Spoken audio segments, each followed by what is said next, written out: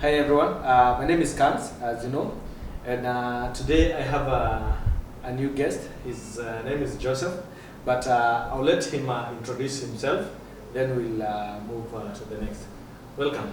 Thank you very much. I'm so excited for having me here.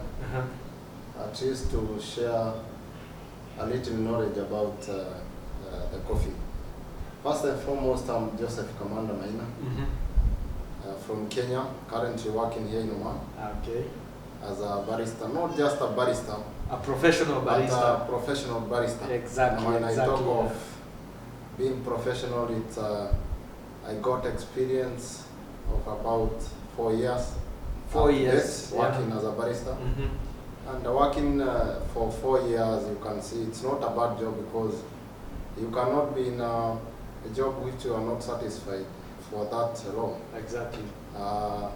Unless it's something else. Yeah. So yes. So thank you, and much welcome.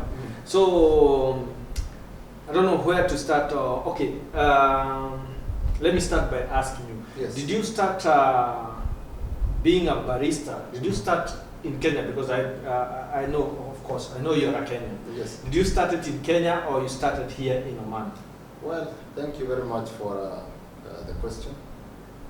I began as a waiter, and I worked as a waiter in Kenya for about four years. Then I was encouraged by one of my friends who was working as a barista, and he told me, you know what, you have to join me on this and this. Yeah. Because it's a good job, it's paying well, and it's of course before I was so willing to work as a chef, but I didn't get that chance to work as a chef, cooking pizza and all that. But I saw it's better and easy for me to join a barista. Yeah. And so in a place where I was working as a waiter, and they introduced something called rotation of the staffs. Okay. So they are having 3 sections. We had a pizza section, we had a chicken in section, and also there was a coffee shop section. Okay. Now it was a more advantage for me because I joined the section, the barista section, the coffee shop. Yeah. That is now when I begin training. And I was trained by I was trained by a lady. Yes, that's why you got the interest. Now I know where the interest came. And you know, it's not boring. Yeah. The training was so smooth and all that. Sure. And you can imagine a lady training you. Of course, the interest will be there. Very high. Actually, she motivated me very. I was so every time I wake up, I was I'm going to be trained by this lady, so I have to work hard so that I don't let myself down, you know. Yeah, you have to prove yourself. I have to prove myself, and of course I proved myself. And I trained for 1 month. There was some challenges because I was the one to buy the milk. Yeah. I was buying the milk from my own pocket. Yeah. And so it was okay because it brought some gain. It brought benefits. Yeah, to me. exactly. So of course, you have to pay for. Yeah, for there are very few sure. free things in this world. Whatever you have to pay the cost. So that's how I began. I trained, and it was all well. Then a friend of mine who was working here in Oman had told me, oh, you know what, you are training this and this, there is a person who needs a barista. Yeah. So what do you think? Actually, I was going to that. Yeah. Because there's a viewer who is there, and they are wondering, how do I get a job? Or that question is in their mind. How did this guy get a barista job in Oman? Yes. And good, because that's where we are going now. How did you get a job here? So it was, of course, a connection. That guy we used to work with him in a hotel called Legacy Hotel. Okay. Legacy is in. Is in Nakuru. Nakuru. Okay. I also worked there as a banqueter. So you have wide experience in hospitality. Oh, yes. You say from waiter. I actually began as a banqueter. What is banqueter? Banqueter. Sorry, you'll forgive me because I don't know what's a banqueter. Banqueter. It is a way of organizing conference. Okay. You organize a room whereby the guests will come and have a meeting. Banquet. It's come from the word banquet. You have to do the skirting and all that. So I did banqueting for 2 years. Okay. Then I shifted there. I went as a waiter. Now a waiter. I worked as a waiter for 3 years. Okay. That is now where I began barista training. Okay. Yes. So now the guy came here and he did the connection. That's how he did the connection. It wasn't that easy because he just gave me a number, a sponsor number. Yeah. And then he told me, you know what? It's up to you. Yeah.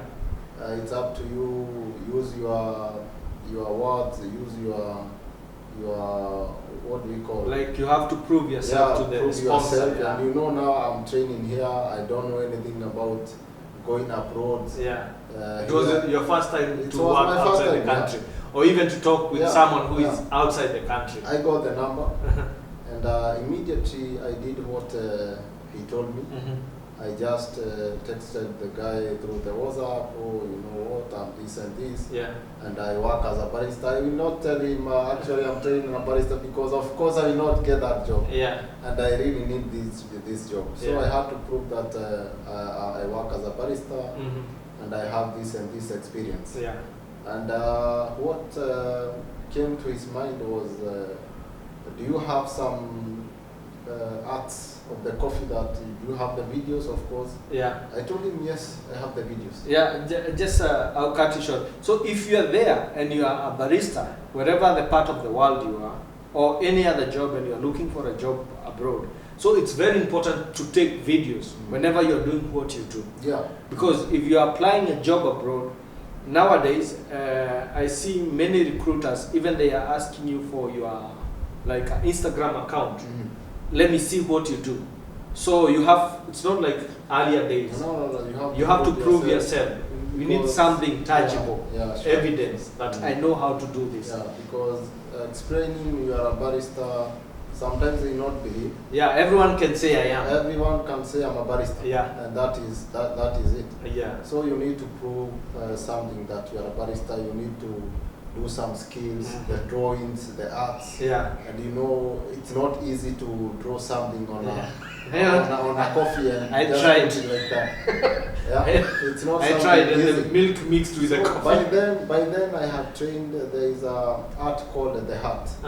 I only knew the hat, and I told the lady, you know what? There is something I want. I got a sponsorship somewhere in Oman, and you know what, he's asking about the art. So maybe we can change from the hat and maybe go to the next level.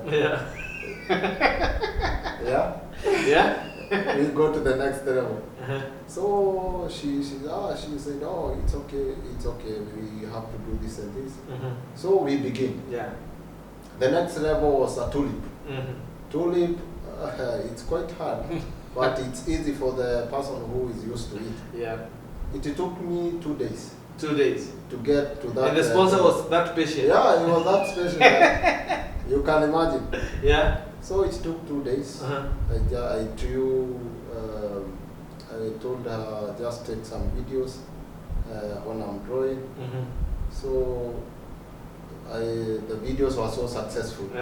So they were not that good for a professional, you know. So they were, according to me, they were okay because I've never tried something like that. But it just came, of course. Then I sent to him. They pay you or they give you a job according to your experience. Now, according to my arts, they knew I'm a beginner. And they had to give me a job offer immediately.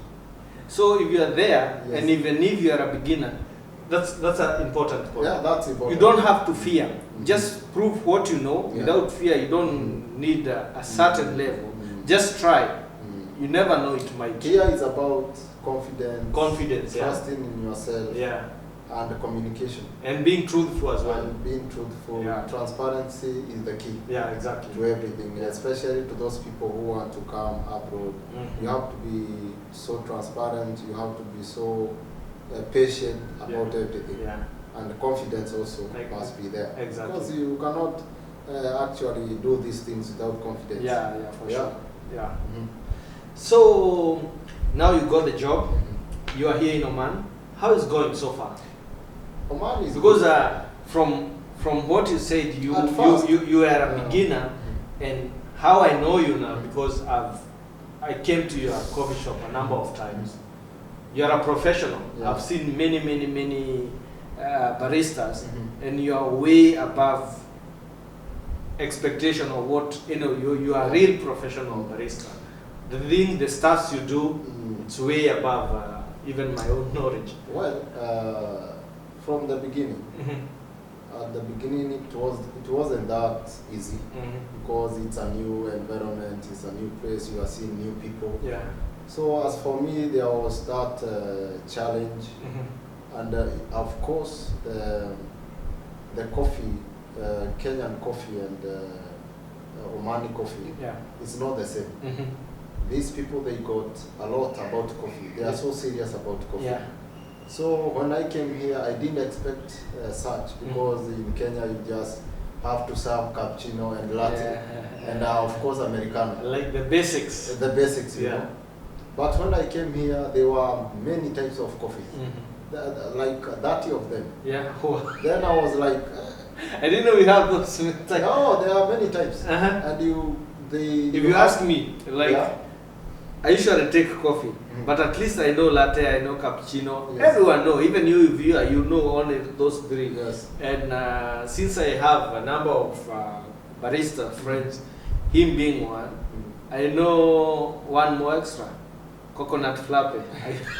So I usually have it. So, so there are many of them, and I had to give myself patience, because you cannot quit. Yeah, of course. So it's not, you cannot say, oh, I don't know about all this, so I have to go home. Yeah. So I had to stand firm and be patient. Of course, the good thing with these people, they will have again to train you. Yeah. So I was trained, and I had to catch up with all those types of coffee. Okay. In a span of two months. 2 months. In a span of 2 months. Yeah. And now, as we talk, now I can't hesitate, or I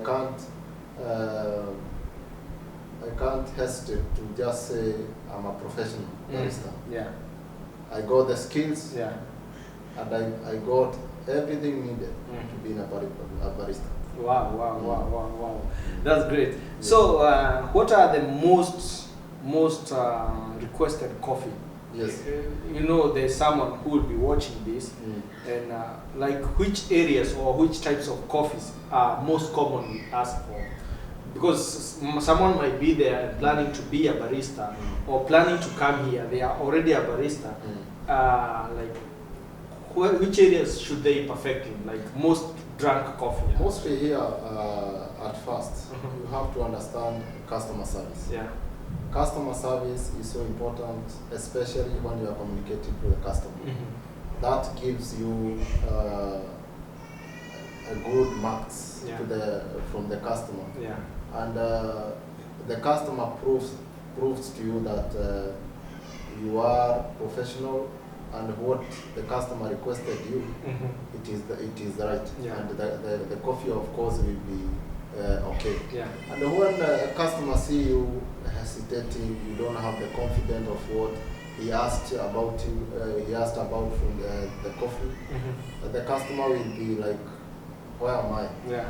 I feel like there is no good service. I feel like there is no professionalism about this coffee. So in the areas you have to improve in is the communication to the customer, is the presentation of the coffee. For example, we have the cappuccino. There is a way you have to present a cup of a cappuccino. Yeah.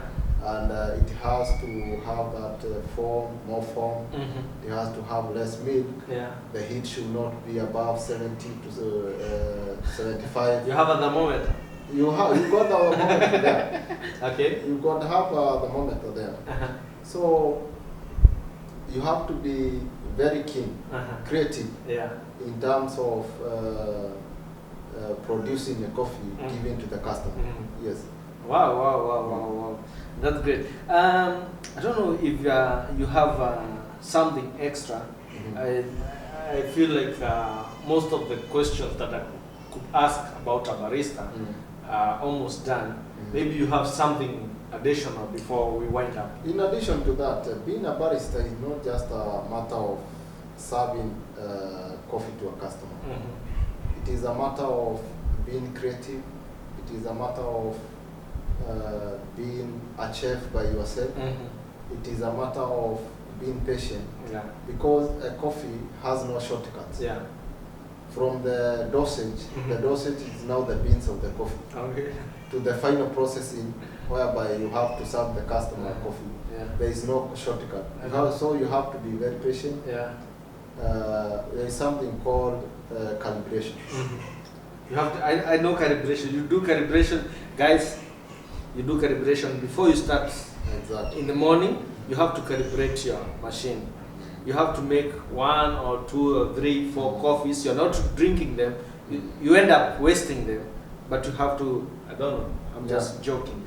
But I think isn't that right? Yeah. Because I had a friend barista, and every morning I used to get a free coffee. He was near my place where I stay. I was going there when he's calibrating, because at the end of the day he will not sell this to a customer. Yeah, sure. It's like 2-3 cups of coffee or glasses of coffee, whatever they are. He will calibrate the machines in the morning, and all this coffee will end up getting lost. So he used to tell me at the end of the day, I cannot serve this to a customer, but if you want, I can, at least I have that. Yeah, Calibration. Yeah. Calibration must be there. It is the first thing that barista should do when he gets into the coffee shop. Yeah. Because calibration is everything. It determines the kind of a coffee you will give to the customer. The calibration, it is that process of adjusting the grinder from fine or the coarse side. Yeah. That is, now you are able to balance the coffee dosage. Okay. And when you are transferring the coffee dosage from to the machine, there is something called extraction. Extraction now, it determines with the yield out. It is that yield out of the coffee. Okay. Yeah.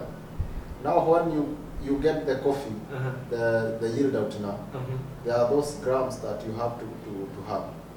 Wow. Double espresso consists of 30 grams. A single espresso consists of 15 grams. In those grams, the coffee must be, there is that taste that the coffee should have. Should have flavor, should have some romance, you see. Yeah. So it's not just a matter of producing coffee. Wow, it is a process. Coffee is not and just you have coffee. to be very sober. Coffee is not just coffee.